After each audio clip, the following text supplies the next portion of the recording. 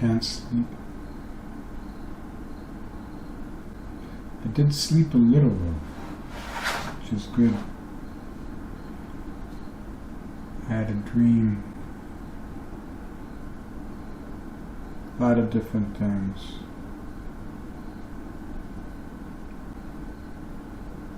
In my dream I was talking to my old friend.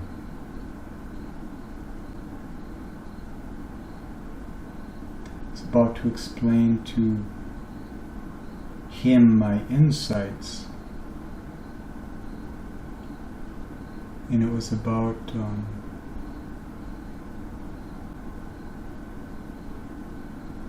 hypnotic suggestion. And before I started, he said, well, I don't believe in hypnotic suggestion. That's kind of how most of my interactions with him and other people have been. I have to fight through the invalidations of others just to express ideas, which is the way it should be, honestly. Because I need this reminder, I'm always meeting hubris in other people.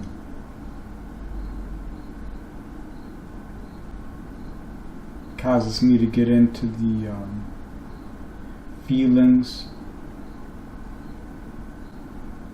which brings me into the emotions, which brings me into the turbulence of the thinking.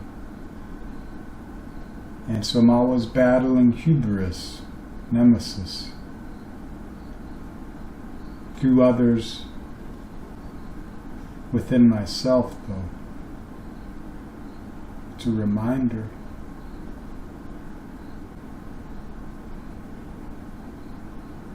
Contradiction is what's born when absolution dies.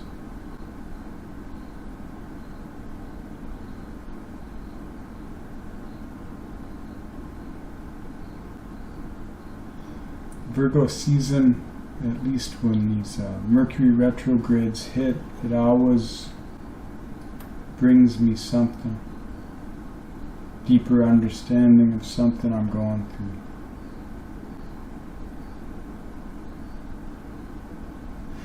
All these epiphanies and things we have, it's a continued flow of an ancient song in your life, your experiences, your story, I suppose.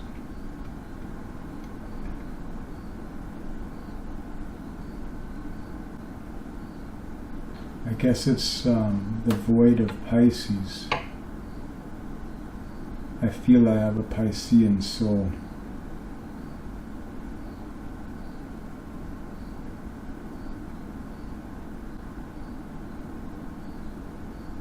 I guess this could be why Gemini is a transformation of Scorpio. I got the Scorpio ascendant, so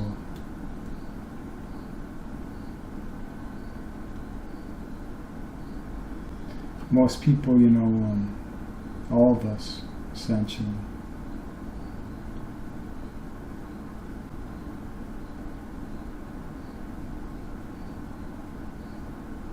Through Father Sky, we fall into the void of being, which happens to be this earth, life. Seeds grow through the experiences into expressions of who you are. The spirit is cultivated, finds form, finds experiences to help shape.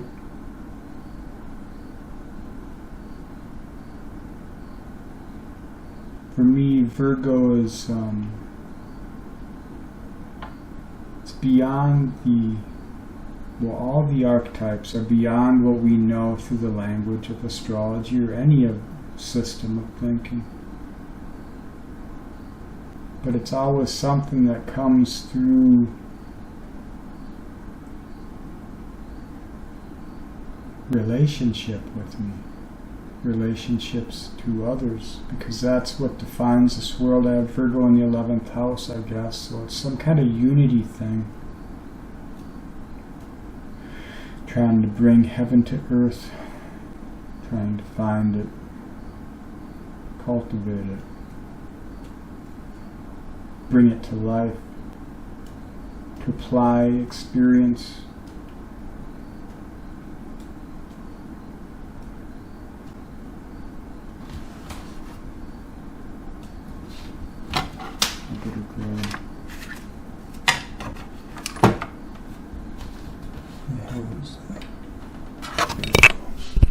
Just in case.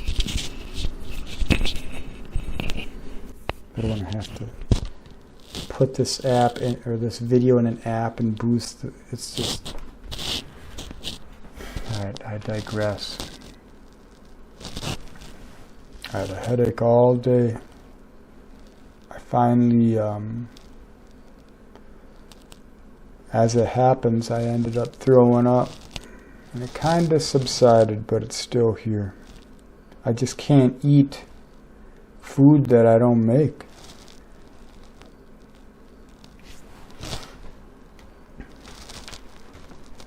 These digressional flows that come and go.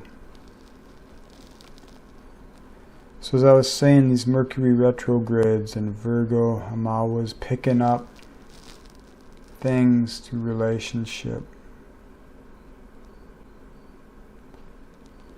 Most of the time it's through the richness of past experience, memory. The dynamics, they leave a mark. I'm a slow learner, but I do learn deep.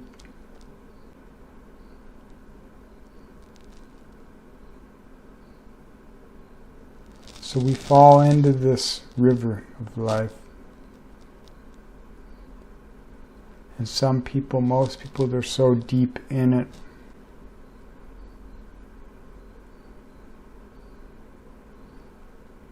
Of course, they can see the light no matter how deep they go. They can always see the light, but they gotta swim through the currents of their emotional flows.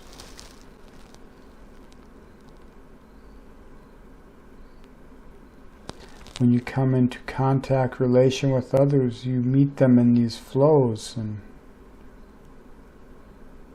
sometimes you battle them, but you're just battling their flow.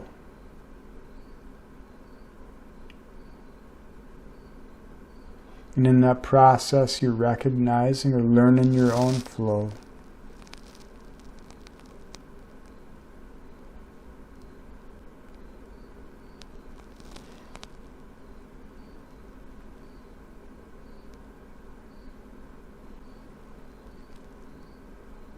So I've been learning how to decipher, untangle, untie the knots, knots. I've always had issues with knots, whether it's shoelaces or people, myself, the world. Trying to figure out how to untie these knots.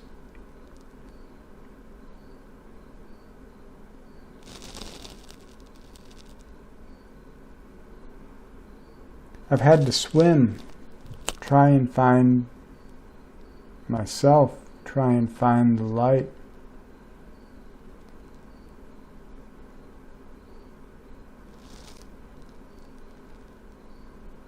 And everyone's trying to find their light, and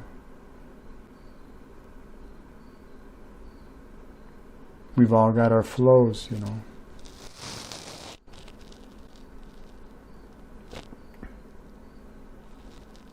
So I feel the fishies swimming in Pisces, we're doing these spirals, finding these flows. Sometimes we go down, sometimes we go up. And in these spirals, in these flows, we create our own currents, and we're trying to bring our authenticity to existence. But the authenticity is the river. It can never truly be because it's in the flow. It's not a destination. It's not at the top of a mountain or in some cave.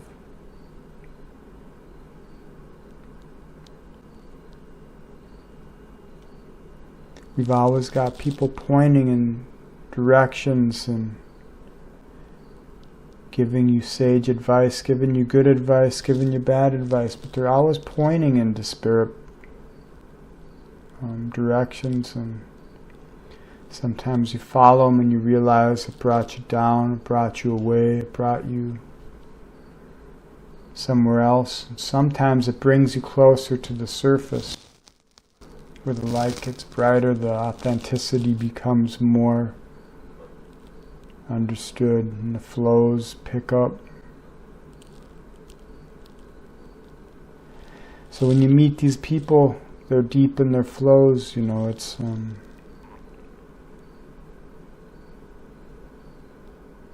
you lose yourself in order to find them, and that's, for me, that's not the purpose. I don't have much in life, but I've got this flow. It doesn't flow that much, but it's enough for me. It's really the only thing I have.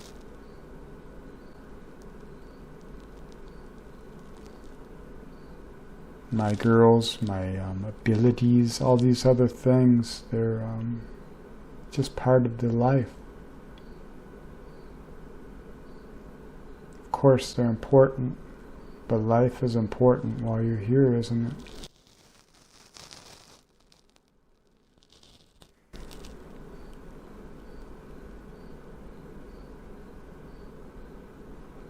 I've been trying to help others in the process of trying to help myself.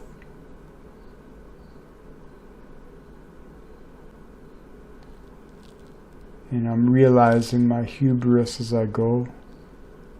Finding it in nemesis, through others, through myself, through the world. When I first got into figuring out who I was drawn to the myths of Hercules, or Heracles, however you want to call it. And I was at the Hydra in life. That's hubris and nemesis, essentially. How do you lift the beast without fighting it?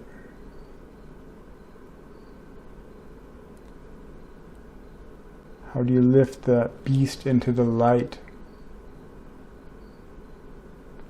Uproot it from the darkness, from the depths of what it always had been.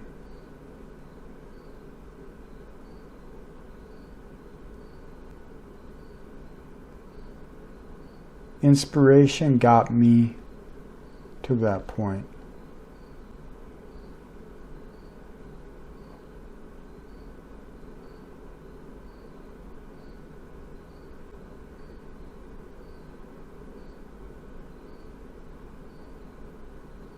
And time flows.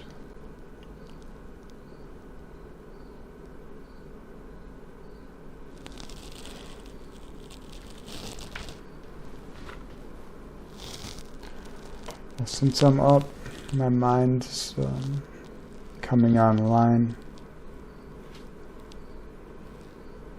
But I'm still in that liminal stage. I'm in that 3 to 4 a.m. window here. 3:21. So here's the Pisces full moon chart.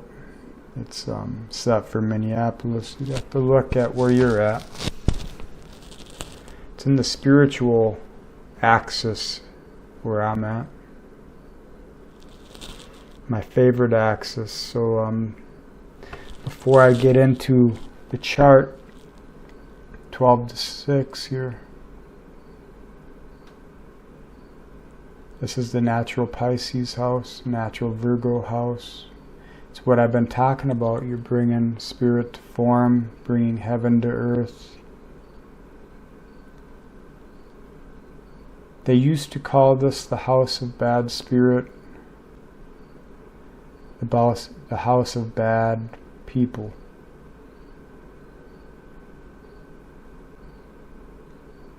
Because what happens in these dynamics is what we do is a reflection of who we are, but we don't really know who we are all the time because we're unconscious, and the deeper we are in life, the more unconscious we are. We're possessed by spirit when we're in these flows that are defined by our experiences, and it's a beautifully tragic thing. A lot of people with 12th house energy, there's a lot of unconscious gravity running through these people, bleeding into their experiences, from their experiences. It's the nature is the nurture, and the nurture becomes the nature, and that's the co-creative gift we have to cultivate and refine ourselves and become more aware. So people with 12th, there's a lot of opportunity for awareness to be had, epiphanies, magic, all sorts of stuff to live through their life. 12th is also what you cannot touch.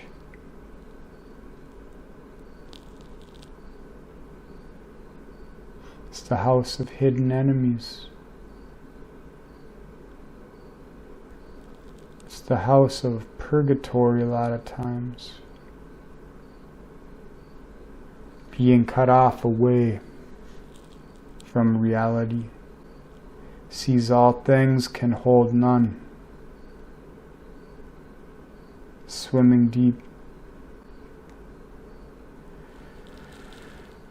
And you can feel that energy. Anything you see coming up here in the 12th, usually if it's within the 15-degree range of the ascendant, but to me it's the entire house. Other people feel that, they can see that, they can sense it, they can see the potential. And oftentimes the potential is living, it's actually there. I've learned this through studying this language, how to name these things. It's a never-ending language.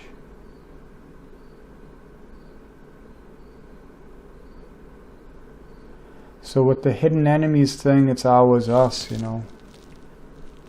We are our own worst enemies. The others are the reflection of what it is we're trying to come to grips with, realize within ourselves. And if we can handle it, then we don't bring bad spirit to what we do. We don't corrupt heaven on earth by being unconscious of ourselves. So it's a work. This is the workhouse, you know. We're bringing spirit to form, trying to cultivate it in the process. Not trying, we are. There's no ifs, ands, or buts about it. You can never not learn.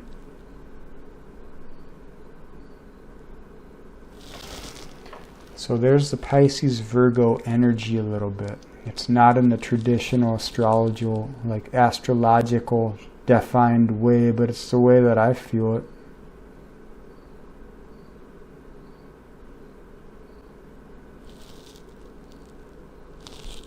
So we got Sun opposed Moon. That's a full moon. See that? This is Vulcan. It's an esoteric astrology symbol. It's the god of form, the one that pounds the anvil of being through your life, spirit. That's just a subtle indicator. It's not the whole show, of course. Then we got Saturn and the Moon.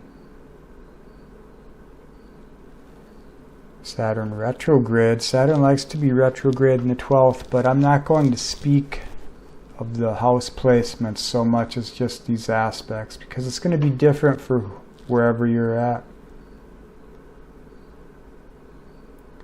But Saturn's coming into a balsamic phase conjunction with the moon. If you look at this statically, the moon is much faster, of course, touches Saturn once a month.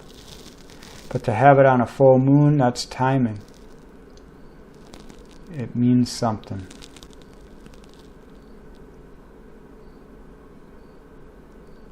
Saturn, time, form, father form, it's limitations. It can be fear, it can be blocks of any kind. It's a slow static that you're digesting. It's something you are cultivating yourself through. Often represents the father or the authority in your life. But the moon here, balsamic phase conjunction with Saturn, we're learning the authority of ourselves in relation to what it is we've been mired in. How has life experience been cultivating you, and what have you done with it? Can you accept that the contradiction is the gift?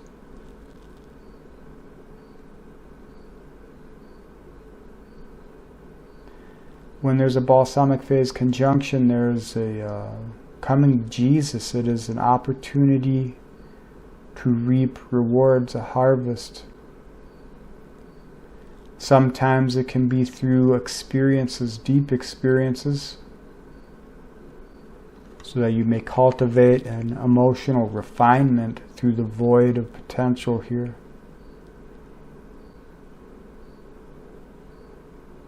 And sometimes it's a realization of your own authority, an understanding of your emotions. Being it's Pisces, to me it seems it would be more of an epiphany, a gift, a realization.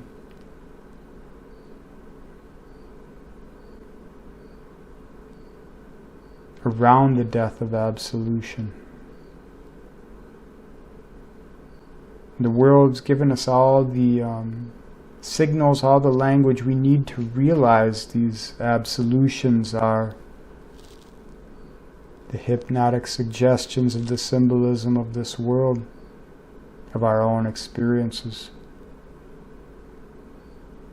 We aren't our experiences, we're what we do with it, through it.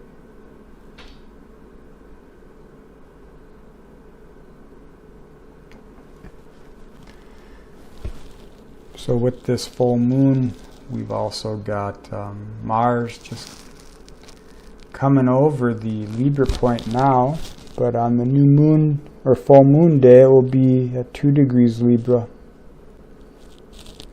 I'm feeling there's a big push for health with me.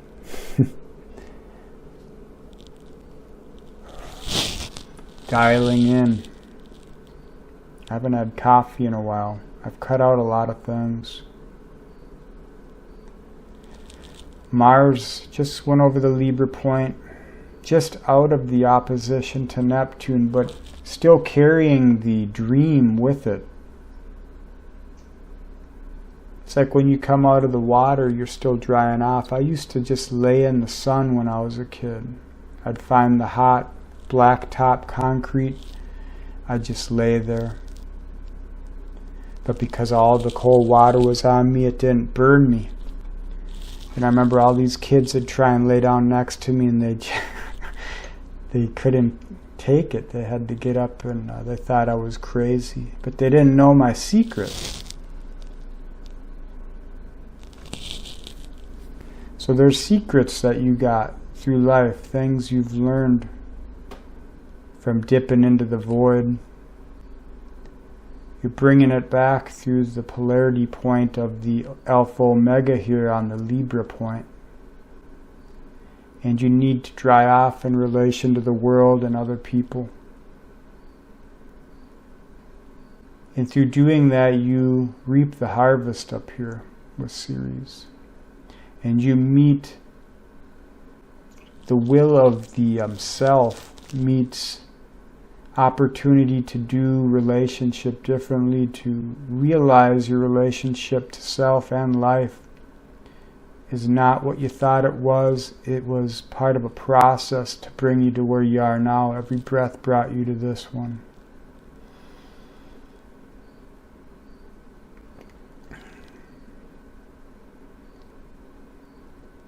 And that's the North Node here in Aries talk with this Martian aspect, angle. Now let's jump to Venus here with the South Node.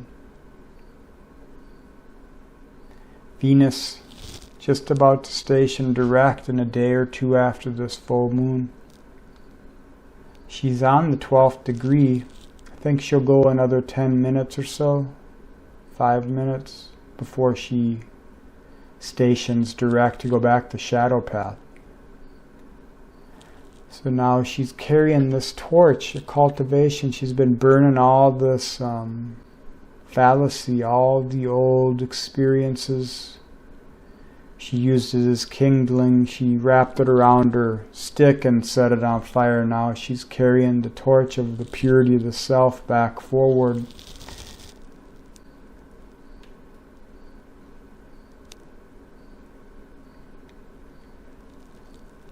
She's going to sextile Mars. She'll sextile all this stuff, which is the dynamic creative expression of the knowledge through life, through relationship. So opportunities will rise.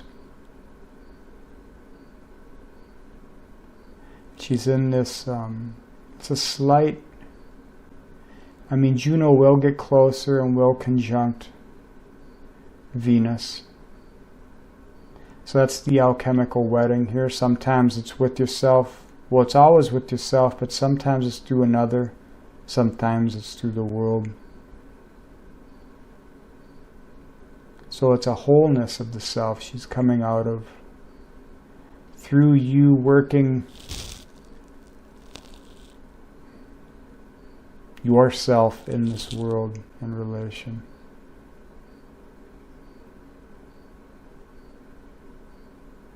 The cosmic will here, the spiritual will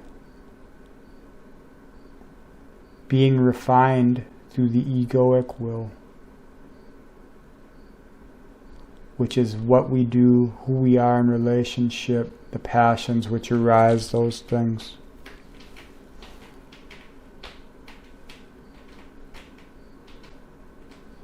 Mercury now in a new phase energy with Pallas Athena, because Mercury's retrograde, it's a balsamic phase, or a new phase conjunction with Pallas and Mercury. So the wisdom of your divinity is being realized, and it might be realized in what you do, how you're living, not so much in awareness. So it could be in the dynamic flows you're in now, might be of a little bit more refined expression. Mercury in the transformative quincunx with Chiron here, you're transforming the wound of the self. And that's part of that understanding of the egoic will versus divine will, and how the mask changes as you live. But you have to be willing to allow the absolutions to die, and be willing to honor contradiction. Because we've been defined by our experiences and by those around us. And they've helped us. We should thank them even if they're our enemy. You don't have to forgive, but it's good to realize that forgiveness is a natural thing that comes. You don't need to try and force it. When you're ready to forgive, it happens. Until then, it is a blessing, because you've realized the curse. Now we still got this Jupiter-Venus square. Values changing, of course. We're putting the tension to form, or the world's putting it to form for us, and we see all the indicators. I've been caught up in that. The values change, you know, especially as absolutions change.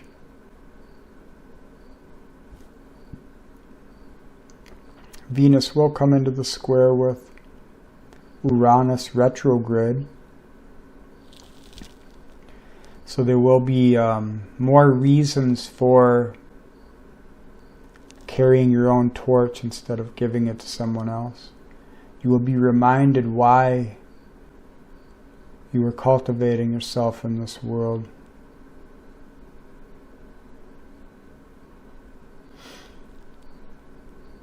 And that's that trine here. It's essentially awareness. We swim closer to the surface because the light gets brighter, and in that light we can see more of who we are, and our awareness is that process. And Pluto is always transforming what has been, the traditions, the societal structures, the hierarchies, the beliefs that we assimilated and capitulated, collected, and we worshipped here in Gemini. Transform as we realize the depth of what it is. And that's part of that sextile with Neptune here. Part of the water that we're drying off from with Mars here. Because that's that square anyway from Capricorn to Aries. The tension which brought us form and how we've formed ourselves in tension. It's also fueling the Promethean energies. You need some darkness from which to carry a torch, otherwise there's no reason for it. It is a gift of necessity. What's up, boy? What you looking for, huh? Alright, well, thanks for watching, listening, and being.